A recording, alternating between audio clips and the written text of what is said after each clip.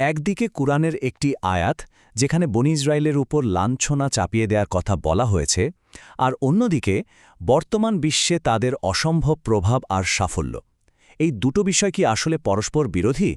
চলুন আজকের এই আলোচনায় আমরা এই আপাত দ্বন্দ্বের পেছনের বিভিন্ন ব্যাখ্যাগুলো উৎস থেকে সরাসরি তুলে ধরব। এই প্রশ্নটা কিন্তু আমাদের অনেকের মনেই আসে, তাই না? একদিকে ধর্মগ্রন্থের কথা, আর অন্যদিকে চোখের সামনে জলজান্ত বাস্তবতা। এই দুয়ের মধ্যে সংযোগটা ঠিক কোথায়?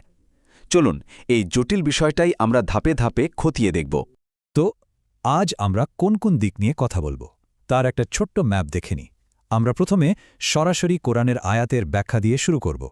এরপর দেখব আধুনিক ভূ-রাজনৈতিক প্রেক্ষাপটে এই বিষয়গুলোকে কিভাবে বিশ্লেষণ করা হয়। ঠিক আছে, চলুন তাহলে একদম গভীরে ঢোকা যাক। এই পুরো আলোচনার কেন্দ্রবিন্দুতে আছে কোরআনের একটি নির্দিষ্ট আয়াত। সেটা দিয়েই শুরু করা যাক। এই যে আয়াতটা, এটাই আমাদের আলোচনার একেবারে মূলে। খেয়াল করে দেখুন, এখানে লাঞ্ছনা চাপিয়ে দেওয়ার কথা যেমন বলা হয়েছে, ঠিক তার সাথেই কিন্তু দুটো শর্ত বা ব্যতিক্রমের কথাও বলা হয়েছে। আর এই ব্যতিক্রম দুটোই কিন্তু আসল আলোচনার বিষয়। এখন প্রশ্ন হল, আয়াতে যে দুটো চুক্তি বা আশ্রয়ের কথা বলা হলো সেগুলো আসলে কি? এই ব্যতিক্রম দুটোকে বুঝতে পারলেই কিন্তু পুরো ছবিটা অনেকটা পরিষ্কার হয়ে যাবে। চলুন দেখি। আয়াতটাতে দুটো আরবি শব্দ ব্যবহার করা হয়েছে। একটা হলো হাবলুম মিনাল্লাহ, মানে আল্লাহর পক্ষ থেকে আশ্রয় বা চুক্তি, আর দ্বিতীয়টা হলো হাবলুম মিনান্নাস, মানে মানুষের পক্ষ থেকে আশ্রয় বা চুক্তি। আর আধুনিক সময়ের ব্যাখ্যাগুলো কিন্তু মূলত এই দ্বিতীয় পয়েন্টের ওপরেই বেশি জোর দেয়। তাহলে মূল কথাটা কি দাঁড়াচ্ছে? একটা ব্যাখ্যা বলছে তাদের আজকের যে বৈশ্বিক প্রভাব, সেটা আসলে এই হাবলুম মিনান্নাস বা মানুষের পক্ষ থেকে পাওয়া আশ্রয়ের কারণেই সম্ভব হয়েছে। মানে বিভিন্ন শক্তিশালী দেশের সাথে তাদের যে রাজনৈতিক, অর্থনৈতিক ও সামরিক জোট, সেটাই তাদের রক্ষা করছে। আর এই সম্ভাবনার কথা কিন্তু আয়াতেই উল্লেখ করা ছিল। কিন্তু এখানে আরও একটা গভীর প্রশ্ন উঠে আসে। কোরআনে যে লাঞ্ছনা বা হিউমিলিয়েশনের কথা বলা হয়েছে, তার মানে কি শুধুই টাকা পয়সা বা ক্ষমতার অভাব, নাকি এর কোনো আধ্যাত্মিক ব্যাখ্যাও থাকতে পারে? এই দৃষ্টিভঙ্গি অনুযায়ী পার্থিব সাফল্য আর আধ্যাত্মিক মর্যাদা দুটো কিন্তু একদম আলাদা জিনিস। একটা জাতি হয়তো অর্থনৈতিক বা প্রযুক্তিগত দিক থেকে অনেক উঁচুতে থাকতে পারে, কিন্তু স্রষ্টার বিধান থেকে দূরে সরে গেলে আধ্যাত্মিক দৃষ্টিকোণ থেকে তারা লাঞ্ছিত হিসেবেই গণ্য হতে পারে। মানে তাদের বস্তুগত সম্পদ তাদের আধ্যাত্মিক অবস্থানের মাপকাঠি নয়। ওকে, এতক্ষণ তো আমরা ধর্মতাত্ত্বিক ব্যাখ্যাগুলো দেখলাম। এবার চলুন বিষয়টাকে একদম আধুনিক সময়ের ভূ-রাজনৈতিক প্রেক্ষাপট থেকে দেখা যাক। আমাদের দ্বিতীয় উৎসটি এই বিষয়ে একেবারে অন্যরকম একটা দৃষ্টিভঙ্গি তুলে ধরে। ড জাকির নায়েকের একটি বিশ্লেষণ অনুযায়ী এই যে বৈশ্বিক প্রভাব, এর পেছনে মূলত দুটো আধুনিক স্তম্ভ কাজ করছে।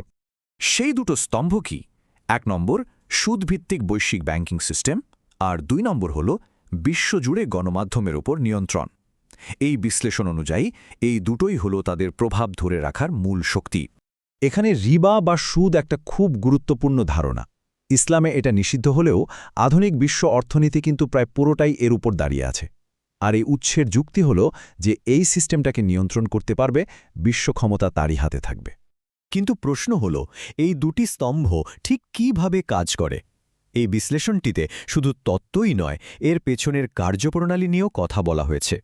এই সংখ্যাটা একবার দেখুন, এটা কিন্তু বেশ অবাক করার মতো। উৎসে বলা হচ্ছে বিশ্বে ইহুদিদের সংখ্যা প্রায় ১৬ মিলিয়ন, অন্যদিকে মুসলিমদের সংখ্যা প্রায় ২০০ কোটি।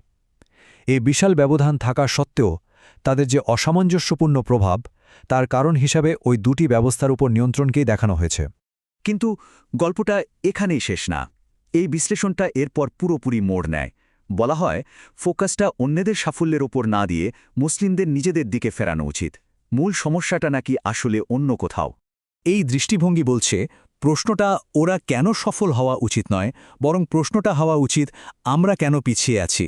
আর এখান থেকেই মুসলিমদের করণীয় এবং ঐক্যের বিষয়টা সামনে চলে আসে।